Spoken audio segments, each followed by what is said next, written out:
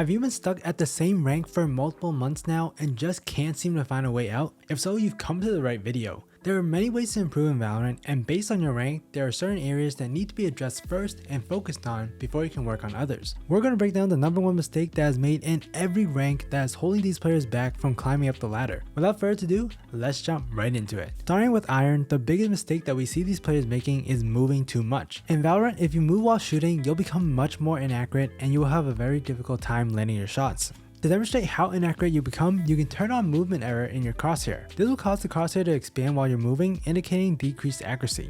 In order to hit accurate shots in Valorant, you want to make sure that you've come to a complete stop before shooting. By doing this, you can see the crosshair size is greatly reduced, giving yourself a much higher likelihood of hitting the center of the crosshair. This is true for every gun in the game. Now, there are a select few weapons that can be somewhat viable by running and gunning, such as a Spectre and Classic, but they're still way more accurate when they're standing still. Especially if you're getting into a long range engagement, you want to be completely still to ensure your bullets will go where your crosshair is aimed at. Make sure to fix this mistake before going into the other ranks, or you'll be in a ton of trouble further down the road. Speaking about roads, if you want to truly improve your Valorant skills and climb up to Radiant, you want to check out our website at SkillCapped.com. On our website, we have multiple comprehensive guides and courses on various aspects of the game. If you want to learn a certain map, we got that covered. Trying to get Radiant level aim, we got that covered as well, and so much more. We guarantee you'll see significant improvements quickly, so if you're interested in taking your game to the next level, the link will be provided in the description below. Moving on to Bronze, the #1 mistake that we see these players making is crosshair placement. From VOD reviewing some of our viewers at this rank, we found a common habit that Bronze players have is they tend to aim towards the ground. Because of this, when they see an enemy and try to shoot them, they end up hitting leg shots and body shots. In Valorant, headshots do significantly more damage. As such, you should always aim to get headshots as early as possible during your spray. To do this, you want to stop looking down towards the ground and start placing your crosshair higher at head level at all times. If you're unsure where this is, a few ways to identify head level is by looking at a teammate that's near you. From there, trace where their head is and then lining up to the position that you're expecting an enemy to appear. Another great way to identify head level is by using objects on the map. There are multiple landmarks that can help you place your crosshair where it needs to be. For example, the top of many of the boxes in Valorant are just about head level, so you can use this landmark to help with your crosshair placement. With practice, you'll eventually get the general idea of what head level should be, and then all you have to do is keep it there wherever you go.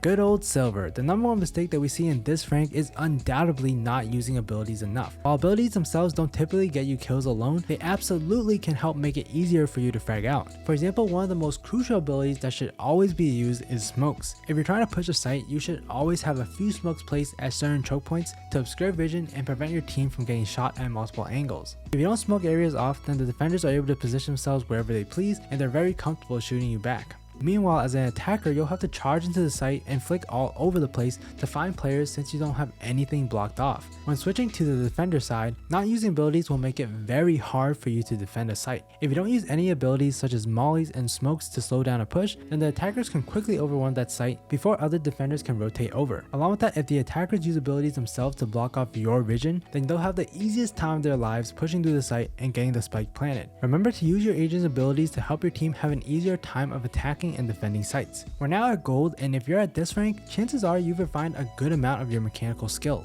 This meaning that your aim is likely pretty good at this point, and there are other aspects of the game that we need to start focusing on. For this exact reason though, we see that the common mistake on this rank is that players are afraid to push. Now that players in this rank are pretty good mechanically, this has led to many players being afraid to make any moves. The original raw aim duels that they felt comfortable winning are now not working out as well as they expect, which has caused them to get scared and lost on what to do. The most common scenario we see is players trying to push a site, and then no one ever wants to be the first player to push in. As such, the whole push is slowed down, allowing defenders to rotate faster, and by the time the push is actually executed, they've already stacked the site and cleanly sweep your team. Now, being the first one in is tough. You have no information to go off of unless you used a few abilities beforehand, but even then, enemies could have repositioned. As such, the likelihood of the first player in dying is quite high. We get it, going in with little information and dying is not fun. At the end of the day, someone has to push in first, and if the rest of the team is not going to go in, you need to be the one to do it. Push out first, get into those fights, and create space for the rest of your team to feel comfortable pushing with you. Find those enemy players and call them out for your team to then kill them. This is your main goal to make for a smooth site take, and hey, if you eliminate the players first, think of that as an added bonus for your efforts. In Platinum ranks, players have likely progressed further in their mechanical skill and are a little more confident getting into engagements and winning them.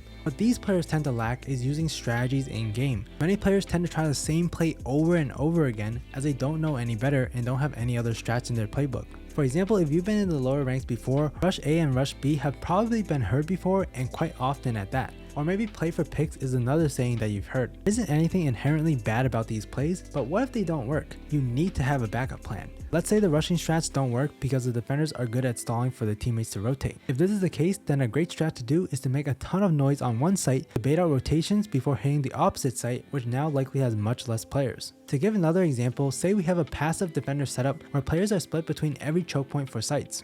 This is a great setup to have, but what if the attackers have been able to run through it regardless of what site they go to? In this situation, a good play may be to go for a more aggressive push onto a choke point to take away space. On Haven, such a play could include having windows smoked off, and then players can push onto grass from garage and mid to pincer enemies that are there. Once the picks are made, you can then back off and go into that original setup that you had, and now you likely have a man advantage if the enemy was not expecting it. There are too many plays to go over in just one video, but the point is to create some sort of strategy with your team. It doesn't have to be a particular high level complicated strat that the pros use, but it does need to be something so that your team can coordinate a play. Moving on to Diamond, this is a bit of a different spin compared to the mistakes that we mentioned thus far, but the most common mistake that we see players in Diamond making is having too big of an ego. Don't get me wrong, ranking up to Diamond is a huge achievement. You made it this far, you're in the higher percentile of Valorant players and should be proud of your accomplishment. The issue that arises is that players take this a bit too far in the sense that they feel that they're the best in the server at all times. As such, they try too much to control the game by either making several risky hero plays or by micromanaging their team. If something ends up going wrong, these players are quick to blame their team rather than themselves and will start going ham on the voice comps. This then starts a chain reaction where the other Diamond players also have a big ego. They don't like getting micromanaged and told how to play the game, so a big argument ensues.